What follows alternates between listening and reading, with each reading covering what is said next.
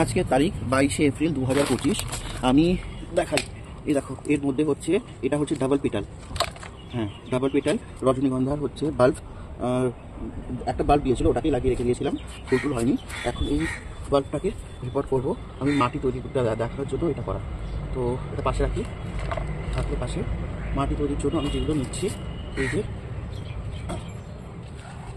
গোবর সার, আর হচ্ছে কোথায় গেল, আমি ডিমের খোসা গুঁড়ো করে রেখে দিয়েছিলাম, ওটাই দিয়ে দিলাম এই যে। আর হচ্ছে আমি পাতা আর মাটি একসাথে করে রেখে দিয়েছিলাম, যেটা বর্তমানে এই অবস্থাতে রয়েছে, সব হচ্ছে মিক্স করে দিলাম। গাছের যে পাতা হয়, ছাদ বাগানের যে পাতাটা হয়, ওই পাতাটা পর্যন্ত আমরা ফেলি না, ওটাও রেখে দিই, সার তৈরি করে গাছে দিয়ে দিই। ঠিক আছে, গাছটাকে এবার হচ্ছে বসাবো।